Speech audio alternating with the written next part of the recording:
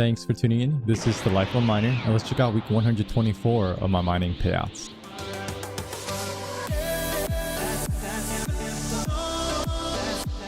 So at the beginning of these payout videos, let's go over the date and time when I took these payouts. Today is August 30th of 2021, and it's about 2 p.m. US Eastern time. And I do want to mention that I go over my electricity bill and my YouTube and Twitch profits at the end of the month, which is today.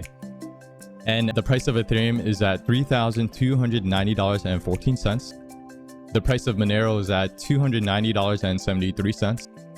And the price of Chia is at $234.30. And as of right now, our current difficulty is at 8,201.632 terahashes.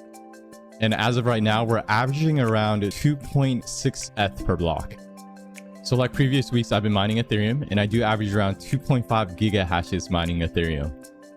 I've been also mining Monero, and I do average around 14 kilohashes.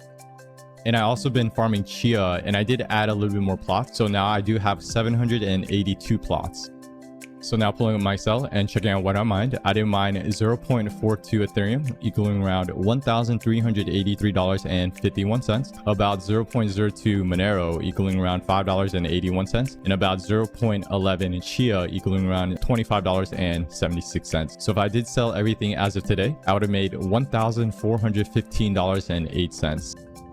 Okay, so now pulling up my electricity bill, I do pay about 10 cents per kilowatt hour. So for this month, my electricity bill came out to be $745.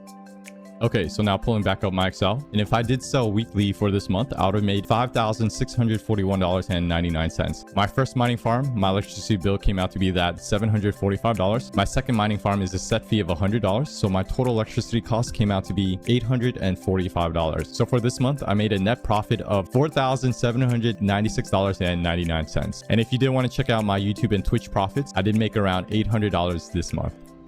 And last but not least, if you did want to check out my GPU count, I do have a total of 75 GPUs and 1 CPU. My GPUs are mining Ethereum, my CPU is mining Monero, and I do have hard drives farming Chia, and I do have 782 plots, and I do have 2 mining farms.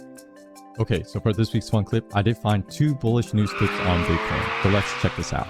So the last week has laid bare the worst case scenario for a country that's running on legacy financial rails. You've got a nationwide cash shortage, closed borders, a local currency that's been touching record lows, and not to mention rapidly rising prices of basic goods. And that's why some Afghans I spoke to are turning to cryptocurrencies like Bitcoin, Ethereum, and Litecoin. Some people leaving the country are using their crypto wallets as a way to bring their money with them. Others see crypto as a way to stay put. I spoke with Farhan Hotak, who lives in a rural part of the country, a village called Zabul. And up until this last week, one way that he would make money was by day trading altcoins like Doge. I spoke to another person, Musa Ramin, who says that he can make more money in crypto in a month than in construction in a year.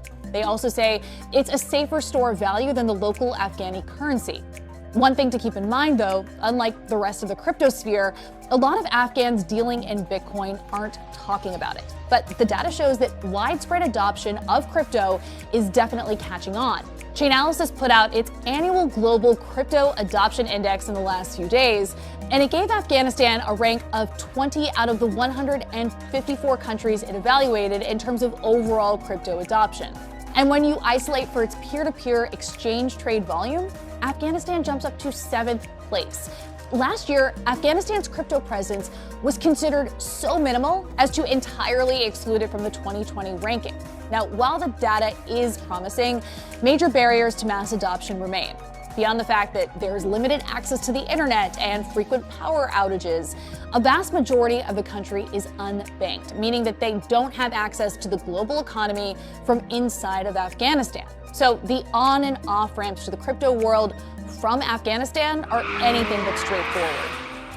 We're seeing more bullish behavior out of those Bitcoin whales, as we call them. That's the term for an investor holding more than 1,000 Bitcoin, or at least 1,000 Bitcoin. That's just under $50 million worth at this week's prices. We've got some new data from blockchain firm Chainalysis showing that they are getting back into the markets as those crypto prices recover. Since about late July, those bigger investors have steadily increased their holdings. That ticked up even higher into August. It continued this week as Bitcoin crossed that $50,000 mark. They did start out as strong buyers to kick off the year if you take a look at January there, but whales took a step back as prices briefly dropped in March, and then take a look at April. That is the bottom there in the chart, which coincided with Bitcoin's peak around $60,000. So they sold there at the top, and Bitcoin later crashed down to about $30,000 in the months that followed. That whale activity has been linked to price action this year, especially the 28-day moving average. Chainalysis chief economist tells me this investor group has been a, quote, driving force in the crypto market.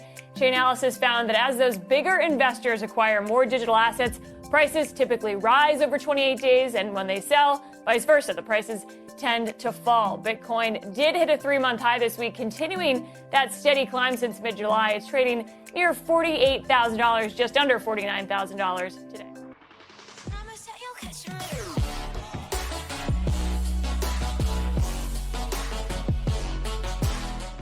Alright, so thanks for checking out this week's mining payout. Stay tuned for next week's as well. And shout out to this week's random comment winner. And if you didn't want to be featured, just write a comment below. And if you have any questions you want to ask me live, I do stream live on Twitch at twitch.tv/thelifeofminer every Sunday, 2:30 p.m. US Eastern Time. And if you do need any type of help, definitely join the Discord. I or someone eligible will definitely help you out. Okay, so hope you enjoyed this video. Thumbs if you enjoyed it, sub if you're excited to see what's next. But of course, thanks for watching, and always, happy mining.